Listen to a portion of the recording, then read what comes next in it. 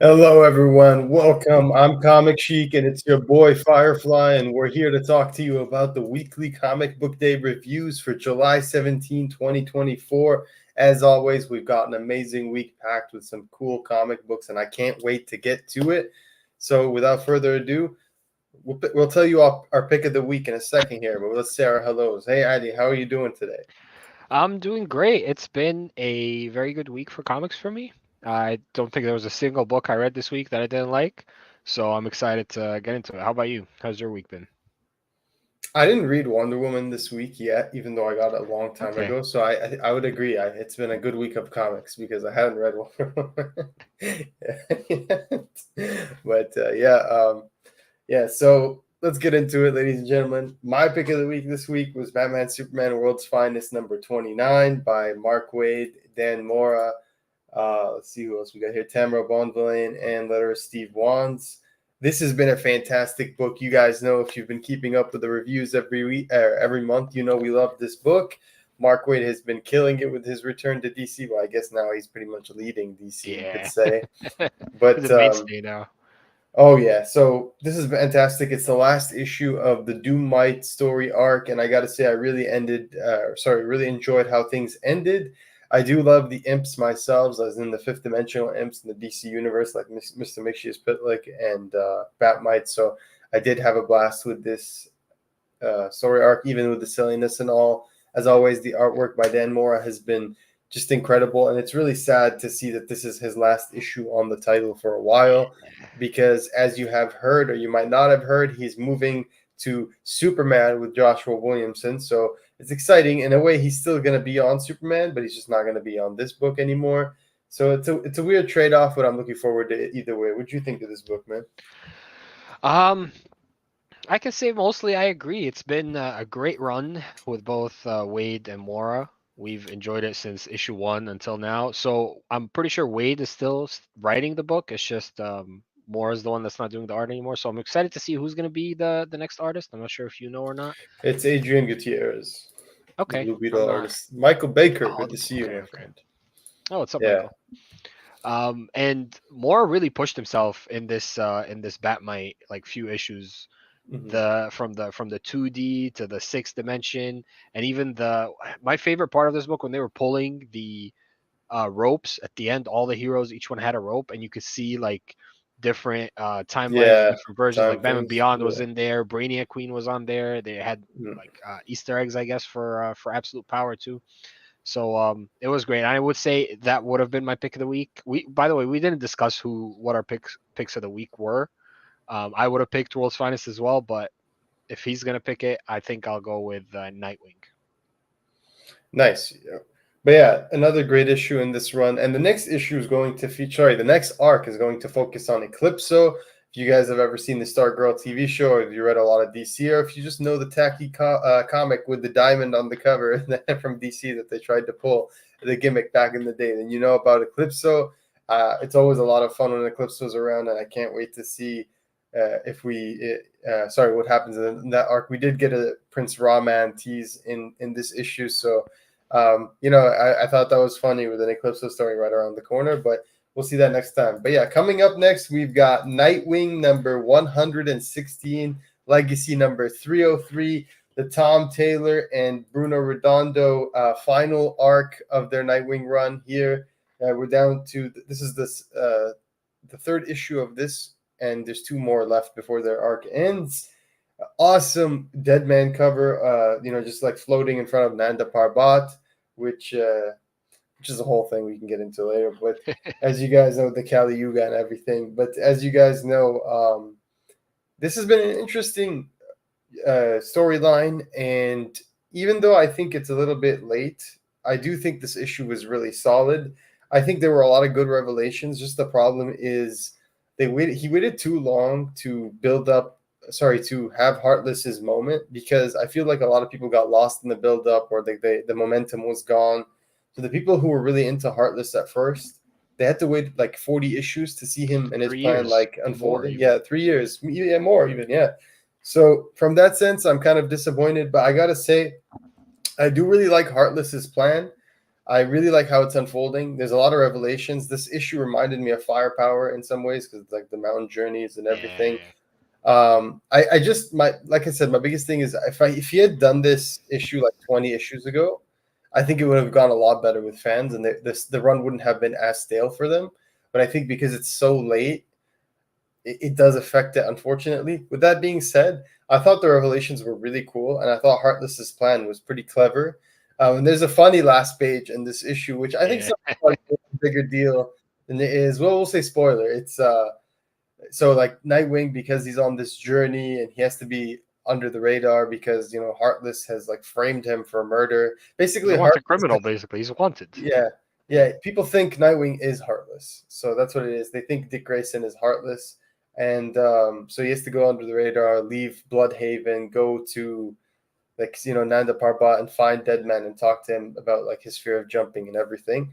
And it's really cool there because they're both like gymnasts. They did the trapeze stuff, so it's like really cool that they have that connection. And he's telling him like they flash back to moments when he was a child.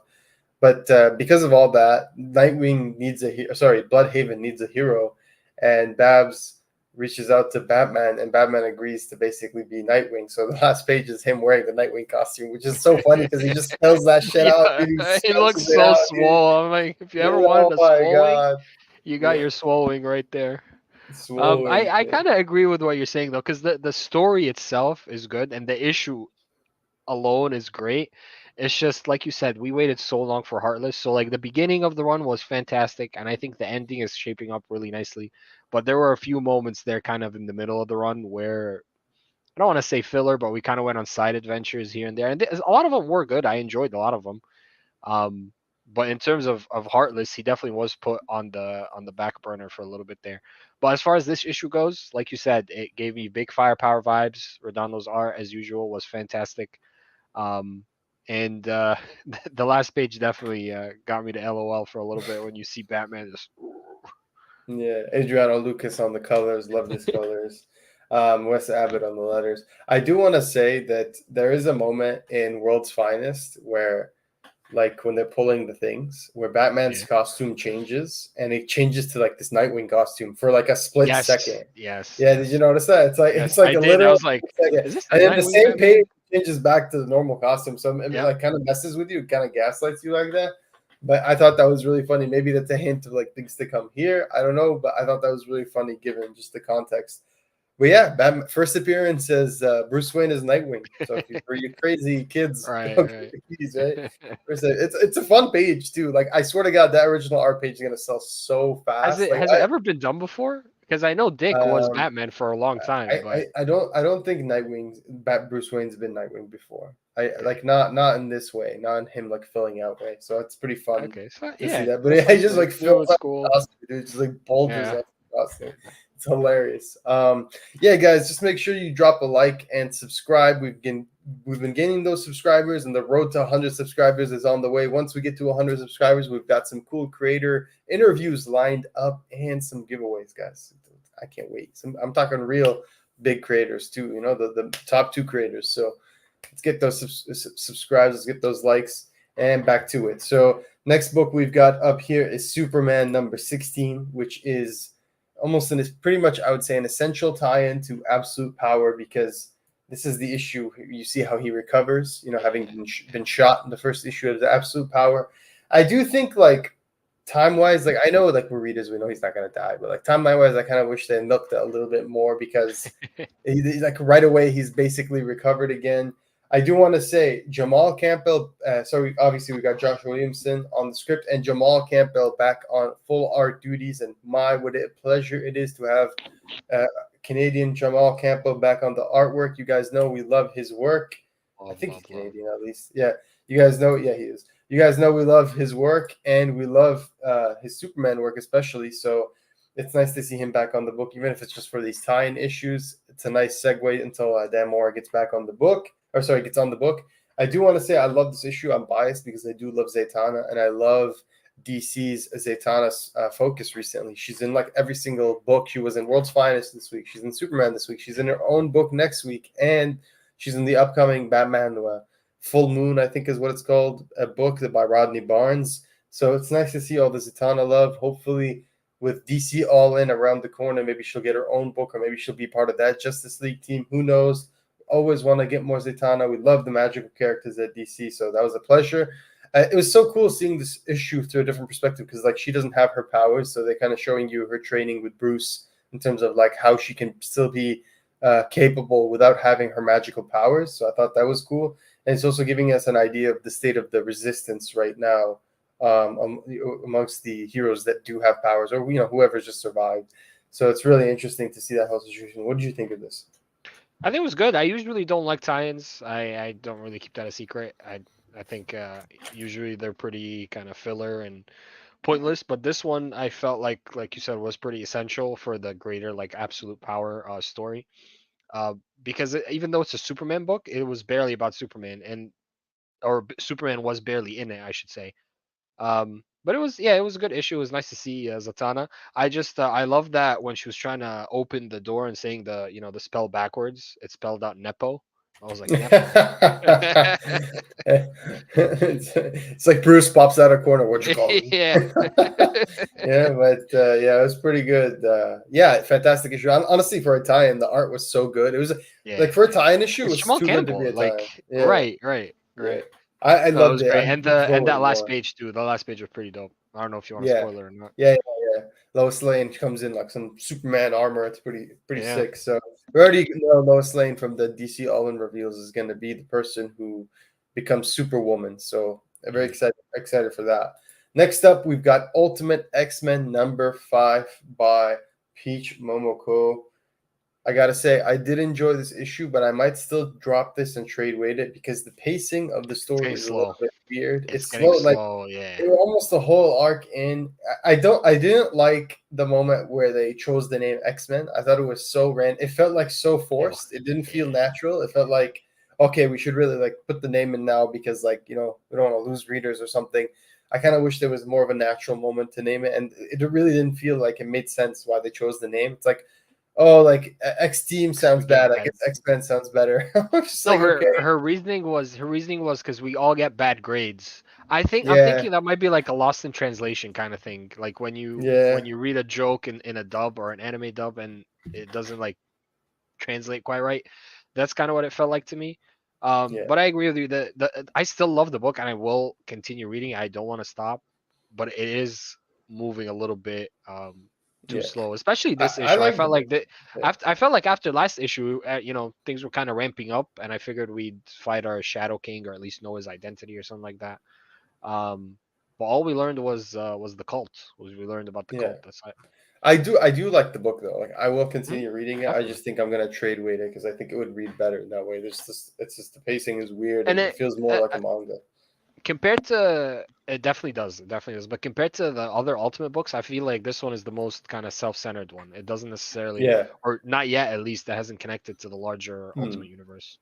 Yeah, I agree. It's very much just doing its own thing and with different characters and everything. It's really Yeah. interesting though. Like, Hmm. but it's hard. I guess it's a tough sell for X-Men fans who are like, "Where's the X-Men in this?" Aside from Yeah, like familiar mutants, there's really nothing very X-Men-y yet. it's really just But I'm Storm. enjoying it. Yeah, it's Yeah, really just Storm is the only X-Men that's kind of been there. the art's gorgeous. The covers are gorgeous. It's still a solid book, so I'll definitely still be checking it out. But yeah, pacing is weird. I'll say that much. So next up, we've got Titans #13. Ali didn't read this one. Evening Comic Nation US What's guys. up? You guys know we have the Comic Nation promos. We do them on the Radiant Black shows. If you haven't been checking out Comic Nation, guys, check them out. They have fantastic, just collection of pre-orders. Best way to do your FOCs. They get 15% off, and if you use code Radiant Black Podcast, you get an extra 5% off, a total of 20. And he was trying to bait me into doing it right Radiant Black exclusive because apparently the requirements for the hardcover are lower, but I will not be baited yet. I will say Titans #13. Titans so far has been a little bit disappointing, and this issue I really didn't like. It just felt like a filler, whatever, a throwaway issue. Titans, of course, by Tom Taylor. The artwork was by Daniele Di Niculo, which I enjoyed, and Adriano Lucas on the colors. I don't know though. This Titans run just isn't doing it for me. I'm just collecting it out of habit. I'm just enjoying it, but I'm not feeling this run. I love the Somni covers, but I don't know. It just feels like a generic like Trigon story, and this time it's just focused on like the evil Raven. and like all the other Kids of Hell, Kids Trigon, and all that. Nothing really too memorable about it. So, I'm just buying it purely out of habit. I'm excited for the upcoming creative shift in the DC All In initiative because I feel like this book is in need of a new creative team. But yeah, next up, and the final book of the week, guys, that we picked up and we checked out. I can't wait to talk about this one. This one was good. Is Namor #1 by Jason Aaron, art by Paul Davidson and Alex Lins, colors Niraj Menon, letterer Joe Caramagna, and yeah, that's the team. So this was a really interesting issue. I'm not gonna lie. Like I didn't know what to expect from like a random Namor book. You know, Jason Aaron's been really Especially hit with or that miss. cover, right? Like that cover Yeah, alone was okay. I was like, what's going on? It was Yeah, interesting. I'm not yeah. gonna lie. I was like, what's going on? And Jason Aaron for me has been real hit or miss the last like 5 years. Some of his books are really, in my opinion, not good. Like I didn't like his Avengers run at all. A lot of the other stuff he's been doing recently has been missed for me from Big Two. I did like his Action Comics run, so I checked this out, and this is only going to be 8 issues. And I do like Namor. I gotta say, this was a really good book. Solid artwork, really interesting premise. The writing is great, especially the narration is really good. I like the reflection that Namor has, like while he's thinking. He really captures the badassery, the regalness of Namor, like the threatening presence of him.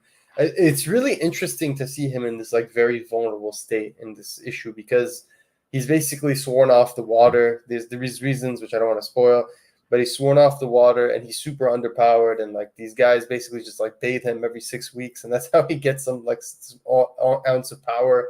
And it's like there's this really intense scene where like one of these guards who's like super racist as well against this kind, xenophobic you could say, sweats, and like Namor just like absorbs his sweat, you know what I mean, with his finger, like drinks Yep, and he almost gets his just to, power back for like yeah, 1 second. He's like, for one one second, he feels second, on top of the yeah, world. Yeah. No, it was good. it's I've never insane. read a Yeah, Namor book before. Yep. The new main character or the new character. exciting stuff. Um, Yeah, I'll check it out. yeah, I've never read a Namor book before. I more often than not like Yeah.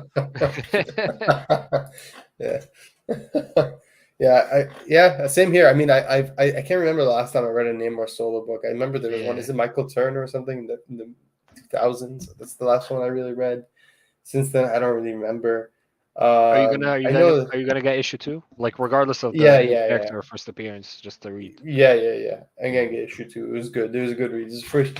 I like when Marvel does something like this where it's just like out of the blue and it turns out to be good. And yeah, definitely gonna check issue 2 out. One of the few surprises from Marvel recently and a solid start. I hope Jason Aaron doesn't let me down. We continue the greatness. I think even next week, next comic book day is the TMNT Alpha. So Jason Aaron's doing that. So he's doing a lot right now, guys. He's got a lot going on. Jason Aaron. He's a pretty cool guy. What can I say? Anyway, that's it for this week. Before we head out, let's do a quick look at what we've got next week. We got. I'm not reading. I'm behind on Detective, but we got Detective. Well, Ultimate Black I'm reading. Panther. Yeah, I'll talk Black Panther. I'm not reading that. Either Green Arrow, Void Rivals, Flash, Moon Knight, Deadpool, Wolverine, Rook Exodus. Very excited for that. Zatanna. Very excited for that. Nyx, Wolverine, Blood Hunt, Sacrificers, Power Girl, Batman Dark Age, Absolute Power Origins. Yeah. Absolute Power Origins, I'm very excited for because when Mark Waid was talking about all the Absolute Power tie-ins and like architecting the whole thing, he was saying that he got to read everything except the Absolute Power Origins by John Ridley. He didn't get to read that or give notes on that. So I'm very curious on how that's going to turn out because this is a compelling one. Like this is the make it or break it, in my opinion. Like how compelling is Waller's origin going to be? The new origin, I guess you could say, or update. And why is Waller being so horrible right now? So I really want to see that story. And John Ridley That can cover be good. Yeah. and that cover is insane. Yeah, I it's thought it very was a picture realistic. first. Yeah. No, it's a painting. Irvin It Rodriguez is. is really good at painting from reference. Like I guarantee that's a real person that he got to pose like that and he pretty much painted them. But yeah, really good painter. Some of his covers are amazing. I personally don't love that he paints real people, but I do think he's extremely talented. Can't deny that. But yeah, next week we've got a big week, and No One #10 for the Massiverse people. The No One #10 actually coming The out on time, finale. and yep, the finale. That's it. We're gonna get the reveal. So we're gonna be covering that on the Rating by podcast, and we've got Annihilation 2099 #4, first appearance of Silver Surfer 2099, I believe, or is it 3? I don't know. either way, Silver Surfer 2099, cool shit. Lots to look forward to. And the return of EC Comics with Epitaphs from the Abyss #1 and Supermassive 2024 #1 next week. So we've got a Big huge week. week of comic books next week. Huge, huge. Needless to Big say, week. it's going to be a huge one. Yeah, Minor Threats as well. Damn. Next week we got a huge comic book review week. I can't wait for it. So many exciting ones. Plot twist, no identity with no conclusion. I certainly hope not. That would be quite the cliffhanger. No, I think it'll have an interesting, or at least I hope so, because the issue 9 ended in a really cool place. So yeah. Anyways, guys, thank you for joining us today. Please like and subscribe, and keep your eye out for the DC All-In video that we're going to be doing within the next day or two. We're going to be dropping it. We're going to be covering all the DC All-In news, the creative team updates, what we're excited for, all that. It's going to be short and sweet. So please like and subscribe, guys. And we'll see you next week with the new Comic Book Day reviews. Huge week, tons of reviews, and maybe some giveaways. See you next time, everyone. Keep on reading.